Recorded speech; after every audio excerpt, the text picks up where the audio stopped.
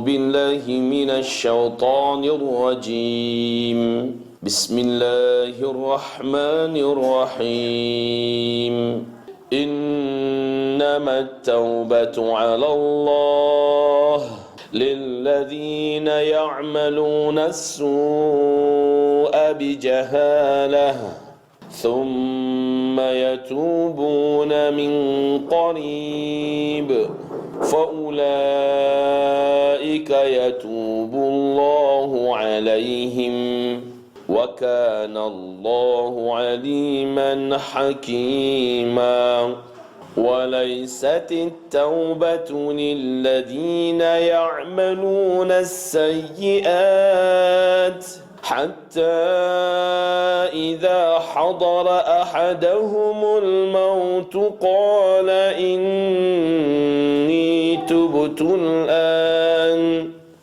ولا الذين يموتون وهم كفار أولئك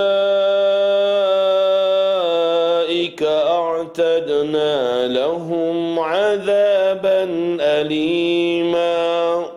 Allahumma arhamna bil Quran. Mari ibu-ibu kita perhatikan dua ayat ini. Ini ayat dua ini berkaitan dengan ayat sebelumnya atau berkaitan dengan dosa apapun yang dibuat oleh umat manusia. Ayat sebelumnya tentang masalah berzina, melakukan perbuatan homoseksual, melakukan perbuatan lesbian, melakukan perbuatan pelacuran dan sebagainya. Lalu ternyata dia pengen tobat. Atau pelaku-pelaku perbuatan dosa-dosa lainnya, mereka ingin taubat. Ini ayatnya ya. Innamat taubah, hanya saja taubat itu Allah, pasti Allah akan menerima. Lilladzina ya'maluna, untuk orang-orang yang melakukan as-su'a, perbuatan buruk, bijahalatin, karena dia statusnya masih jahil. Thumma, kemudian yatubuna min qarib, mereka segera bertaubat dalam waktu yang sangat dekat. Faulaika, maka mereka lah yatubullahu alaihim, yang akan diterima taubatnya oleh Allah. Wa kana Allahu, dan adalah Allah itu aliman hakima, maha berilmu lagi maha bijaksana. Di sini disebutkan dosa yang macam apa kalau dia bertobat Allah terima taubatnya.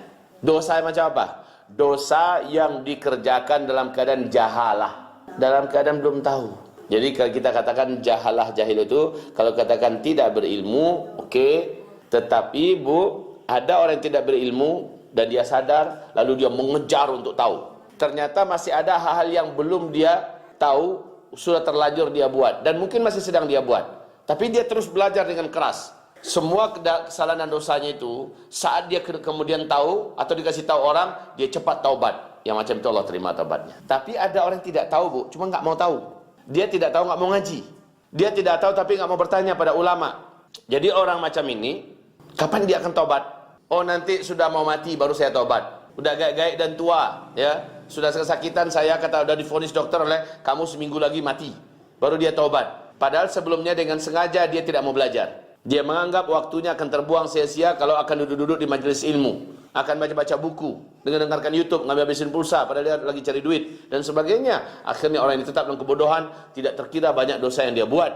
Maka ketika dia menyengaja untuk taubat setelah waktunya divonis atau ajal rohnya sudah sampai di tenggorokan, Allah tidak mau terima taubatnya. Di sini ayat berikutnya, walaysati taubah, ya. Tapi untuk yang di atas Allah mau terima. Dia tidak tahu tapi dia sedang bekerja keras untuk mencari ilmu, ya. Baik ibu-ibu, di sini ibu harus tahu dan di sini kita berikan kunci bahwa setiap orang yang berprinsip lebih baik saya nggak ngaji, karena kalau saya ngaji saya jadi banyak tahu, sementara saya belum sanggup mengerjakannya. Saya belum sanggup meninggalkannya. Maka saya berdosa. Lebih baik saya tidak ngaji agar saya tak banyak tahu. Kalaupun terlanjur saya buat, saya tidak berdosa. Sesat itu fatwa, ya. Salah itu pernyataan. Jelas menuntut ilmu hukumnya wajib bagi lelaki muslim dan wanita muslimah. Menuntut ilmu itu wajib. Ilmu tentang halal haram, ilmu tentang tauhid syirik, ilmu tentang sesat dan bid'ah, ilmu tentang perintah dan larangan. Ini wajib dia tuntut pengetahuannya. Inna sam'a wal basar wal fuad kullu ulaika kana anhu mas'ula. Kamu yang punya telinga bisa mendengar, kamu yang punya mata bisa membaca, kamu yang punya otak hati bisa memahami, akan ditanya oleh Allah kenapa kamu tak pakai semuanya untuk mencari ilmu, untuk mencari tahu. Lalu Allah juga menutup, walaqad dzara'na li jahannam katsiran minal jinni wal insi lahum qulub la yafqahuna biha wa lahum a'yun la yubsiruna biha wa lahum adhan la yasma'una biha ulaika kal an'ami bal hum adall. Neraka jahanam itu nanti akan diisi oleh jin dan manusia yang punya mata bisa membaca tapi dia tak mau baca, yang punya telinga bisa mendengarkan kajian tapi tak mau pakai untuk mendengarkan pengajian, yang punya otak hati bisa memahami tapi tak mau dia untuk mencari paham dan mencari ilmu. Orang macam ini kami puruk-purukkan mereka dalam neraka jahanam. Mereka sama dengan binatang di dunia. Binatang punya mata, bisa melihat. Binatang punya telinga, bisa mendengar. Tetapi mereka tak pakai untuk membaca, untuk mendengar kajian. Mereka tak pakai untuk cari tahu. Betul tidak? Maka dia binatang itu bahkan lebih sesat malah daripada binatang. Jadi siapa yang orang yang Allah terima taubatnya? Jawabannya, orang yang Allah terima taubatnya adalah orang yang melakukan dosa dan kesalahan.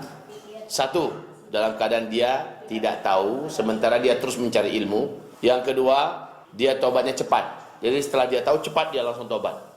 Dia sesali masa lalu, dia berjanji kepada Allah tidak akan mengulangi, dan betul-betul dia buktikan dia tidak kerjakan. Terus yang ketiga, di surat Ali Imran Allah katakan, walam yusirru ala ma fa'alu wa hum ya'lamun. Itu yang Allah terima taubatnya, enggak ngulangi lagi, Bu. Enggak ngulangi lagi. Baru Allah terima taubatnya. Kalau dia masih ulangi, maka ini bukan taubat. Karena taubat itu tidak akan mengulangi. Sekarang masuk ayat yang ke-18. Walaisatit taubah, dan tidak adalah taubat yang mau Allah terima lilladzina ya'maluna sayyi'at, untuk para pelaku dosa dan kejahatan yang mereka terus mengerjakan, hatta sehingga idza hadara, apabila telah datang ahadahumul mautu, kepada salah seorang di antara mereka kematiannya, qala, barulah ia berkata, inni tubtul an, sekarang aku menyatakan taubat. Jadi Allah tak akan mau terima taubat orang macam tu. Ala sakratul mautnya baru menyatakan taubat. Sudah sampai di sini anggapnya nyawanya, baru dia menyatakan taubat. Laisatit taubah lil ladzina ya'maluna sayyi'at lil ladzina ya'maluna sayyi'at hatta idza ahdara ahadahumul maut qala inni tubtul an. Begitu juga Allah tak mau terima taubat walal ladzina, dan tidak pula Allah mau menerima taubat orang-orang yang yamutuna, mereka mati, wahum kuffar, sementara mereka adalah orang-orang kafir. Jadi orang-orang kafir taubat dia mati, dalam keadaan mati itu dia taubat. Beda ya, dalam keadaan taubat dia mati itu beda dengan dalam keadaan mati dia taubat macam Firaun. Firaun mati sementara dia kafir sebelumnya. Kalau di atas orangnya muslim, yang di atas muslim tapi pelaku dosa besar. Kalau yang di bawah ini orangnya bukan muslim dan dia menyatakan kayak Firaun mengatakan amantu bi rabbi Musa, sekarang aku baru beriman dengan Robnya Musa, padahal dia masih kafir dan nyawanya sudah sampai di tenggorokan. Allah tak terima taubatnya. Ulaika silahkan, merekalah orang-orang yang a'tadna lahum, kami menyediakan untuk mereka azaban alima, satu azab yang teramat sangat pedih. Jadi ibu-ibu yang kami muliakan, azab yang teramat sangat pedih. Nah inilah dia orang yang taubatnya Allah mau terima dan orang yang taubatnya Allah Subhanahu wa taala tak mau terima. Ya ayyuhalladzina amanu la yahillu lakum an tarithun nisaa karha ولا تعضلوهن لتذهبوا ببعض ما آتيتموهن إلا أن يأتين بفاحشة مبينة وعاشروهن بالمعروف فإن كرهتموهن